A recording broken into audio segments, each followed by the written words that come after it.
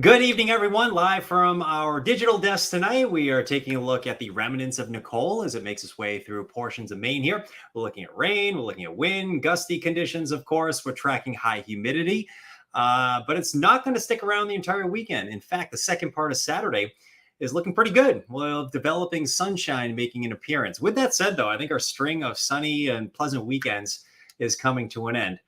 Those of you that like warm temperatures, well, you're going to like the temperatures heading through the first part of the weekend. After that, things really start to change. You'll notice a change beginning on Sunday. And it looks like next week, some of you will see your first flakes of the season. So we're still watching that storm system on Wednesday of next week. Hope everybody's having a good Friday night, of course. And we are, of course, tracking some of that wet weather. It's a little too warm for my liking for November. I don't know. Today felt even a little humid out there, and that will be the case overnight and into the morning tomorrow. So let's waste no time and take a look at what we have on the radar. We have rain, which has moved in right on time during the evening hours. Here we are at about 7:45 or so. We're looking at that wet weather continuing to make its way up into northern parts of the state. It's all associated with what is left of Nicole.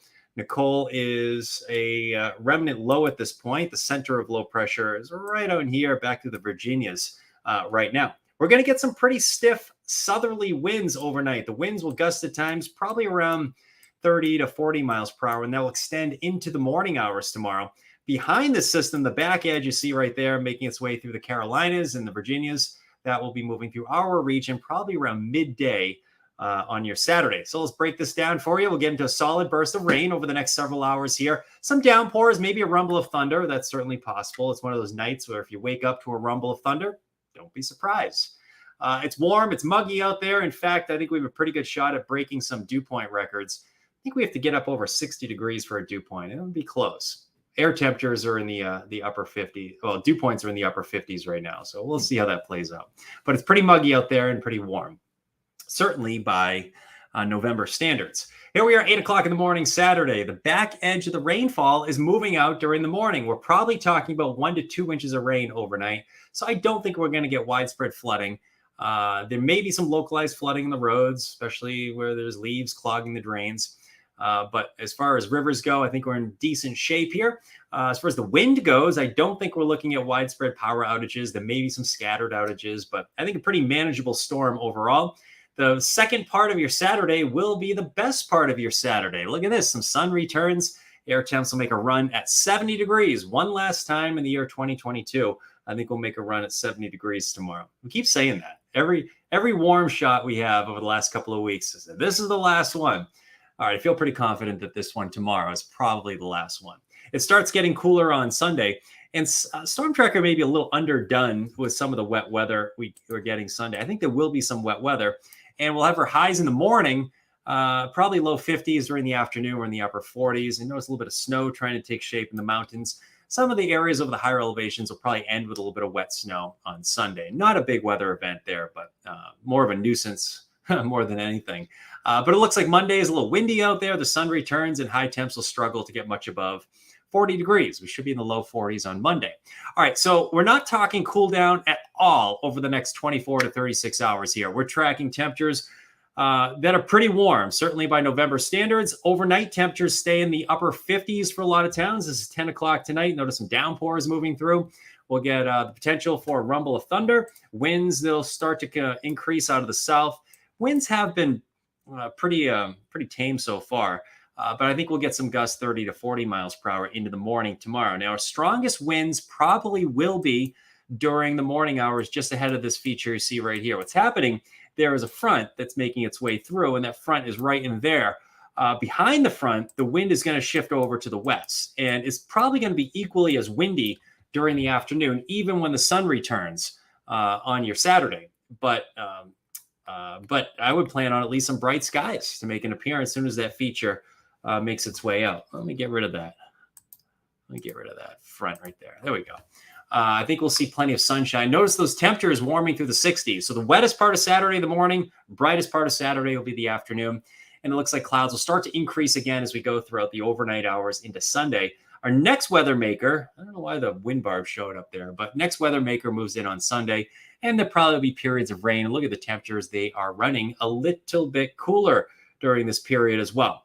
Wind, not a huge issue here. We'll get some gusts 30 to 40 miles per hour. We can handle that this time of year. There may be some scattered outages, especially across portions of mid-coast Maine, even coastal Cumberland, coastal York County. You can't rule out some scattered outages there. Also up into central Maine, Augusta always has some of the stronger winds. They always get the sneaky strong wind up in Augusta. But even when the wind shifts over to the west, it's still pretty gusty. 11:30 in the morning, we're seeing that winds still gusting 25, 35 miles per hour. Peak wind gusts are probably 30 to 40 miles per hour. And that takes us right through the evening hours. All right, let's focus in on next week for a moment here. We're looking at, right now, we're looking at Storm Tracker, which takes us into Tuesday and Wednesday.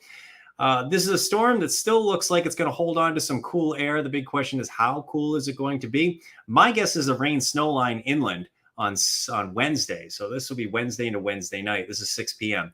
We're probably looking at primarily rain at the coast and maybe a little bit of snowfall at the coastline at the onset, but this is mainly a rain event for coastal zones. I think this is a storm that's going to happen on Wednesday. So it's almost guaranteed to change a little bit. But the reason I want to bring this up, there are a lot of the ski resorts in Maine, New Hampshire that want to get open for, let's see, Thanksgiving, which is about a week away at that point. That'll be on Wednesday. So I think the weather is going to cooperate for making snow at night. And some of the ski resorts are going to get some natural snow heading into the middle portion of the week. So Wednesday into Thursday, we'll be watching that time frame. And again, my guess is the coastal plain sees primarily rain out of this one. I'm not going to rule out some snow. I mean, it's far out. I'm not going to rule out anything. I learned that long ago in meteorology. But at this point, I plan on at least the warm weather moving out during the second part of the weekend. Hey, speaking of warm weather, upper 50s for lows tonight. We have highs around 70 degrees tomorrow. Let's do it one last time for the year 2022. 70 degrees. Let's do it one more time. Developing sun by afternoon tomorrow. 7-day forecast. There it is. We have some sun returning for the second part of your Saturday. Sunday, another round of light rain moves in. It's not a big storm. But going into Monday, we have a lot of sunshine making an appearance in there. More of the same on Tuesday. Wednesday looks primarily rain at this point at the coast, but inland towns probably will get a rain snow line. And the mountains may get primarily snow with that, with a high in the upper 30s. That's something we'll be watching pretty closely here. I want to show you the setup of some of the forecast models for a moment here. Let's see if I can share the screen with you here. There we go. This is obviously a graphic I would never show on television during my regular broadcast here, but let me get my mug up here as well. What we're looking at here is the probability of some snowfall greater than 3 inches going into the second part of next week. And notice at this point that white color or off-white color right there, that's the 50 to 60% chance of 3 inches or more. That orange and red color you see right there, this is the European model, that's about an 80 to 90% chance of 3 inches or more. And notice that hugs the White Mountains, that hugs the western mountains of Maine, and up into northern parts of Maine. The purple color is only a 10% chance of getting 3 inches or more. And that's the European model. This right here is the US model, which is in pretty good agreement. Notice it keeps the coastline out of some of the heavier precipitation. So, oh, wait a minute. That didn't go, did it? Huh. Wonder why that didn't work. Hold on. Hang tight. I know I'm going to fix this. Video files, stop screen. There we go. Chrome tab. Yes, this will work. All right. This is the US model. So what we're looking at here is the potential for 3 inches or more, and that orange color heading into the red color up towards northern Coos County, New Hampshire, and the western mountains of Maine. That's your 90% line right there. That's your 90% chance of getting 3 inches or more. So it's pretty high percentage that we're going to get some mountain snow. Notice the percentages drop off significantly as we get closer to the coastline. So that's the only reason I wanted to show you that. That's that Wednesday storm of next week. We're on track for probably a rain snow line somewhere as we go into interior parts of Maine and New Hampshire. Let's go back to the weather graphics for a moment here. I think I can do that pretty easily. And there it is right there.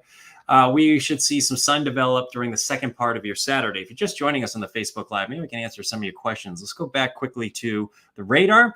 The rain has overspread our skies, and it will stay with us during the overnight hours tonight. It's all associated with the remnants of Nicole. Again, pretty manageable storm as far as storms go for the month of November. We get wind, we get rain sometimes, and this one should be pretty manageable. All right, folks, chiming in here on Facebook Live. How much rain do we get in Clinton, Maine? My guess is 1 to 2 inches of rain, Thomas and Rachel. Probably 1 to 2 inches of rain. Let's see. Becky says we could do without the gusty winds. Yeah, I think Becky's down in York. So, yeah, you're going to get some gusty winds. Not extreme, but you'll be in good shape, I think. Stay safe with the weather, Alan says. Hey, Charlie. Alan says, hello, Alan.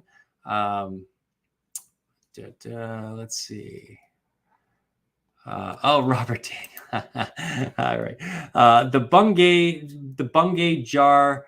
I forget how you pronounce that. What Robert is referring to is, how do you pronounce that? Bungay jar wind. It's the Bungay jar wind. That's what it is.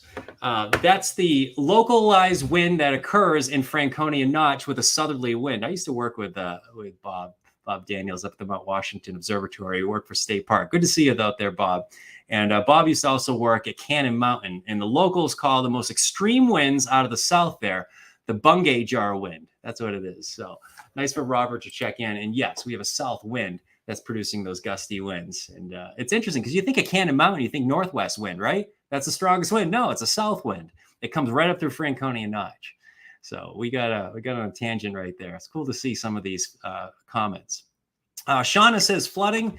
Yeah, there's a chance for some localized road flooding. I don't think it's widespread flooding here, Shauna. I think we're in pretty good shape with this one.